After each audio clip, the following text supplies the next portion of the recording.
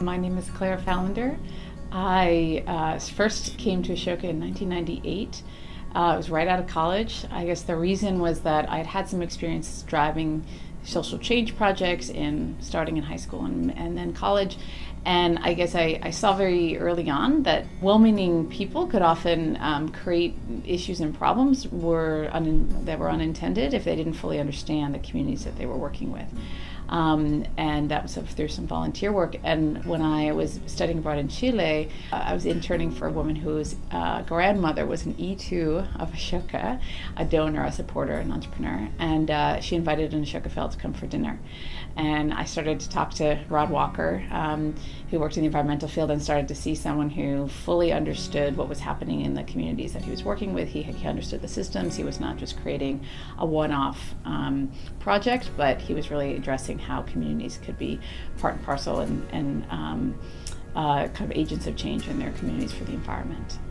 I guess taking a step back is that I experienced at Ashoka the first framework change. We didn't call it that at the time, but I saw what happened when a fellow who felt that they were crazy, that society was not supporting them, when they found that they had an identity as a social entrepreneur, I saw the value that created. I was part of the team that created the term social entrepreneur in Portuguese.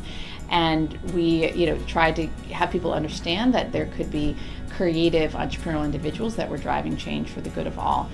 So having lived that and seeing what happened when no one understood, no one had everyone I talked to saying social entrepreneur, they looked at me with a blank stare. Having gone through that first framework change with Ashoka, I think what happened was I came back to Ashoka and the mission had completely changed. It was everyone a changemaker. And to be honest, I was a little confused by that. I didn't really understand it until I started to look at what my own experience of having been supported as a teenager at my own high school and with my parents, and seeing looking at how fellows themselves were really empowering others as change makers and being role models for others in society.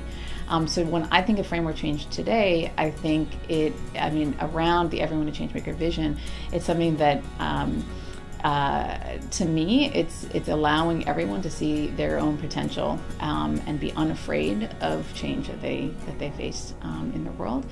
And specifically for young people, I have a 4-year-old son and a 4-year-old and an almost 2-year-old.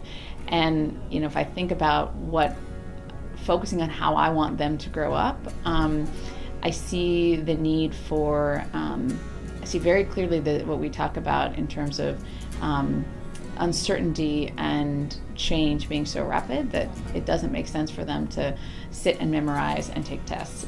What they need to be doing is collaborating and working with others and empathizing with others and seeing ways that they can provide new ideas of their own for the good of all.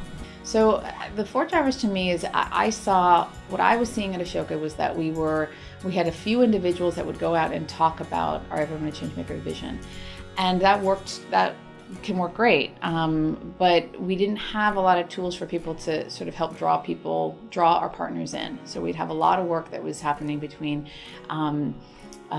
great team members who were trying to help cultivate teams within major jiu-jitsu partners, wholesale partners, media partners.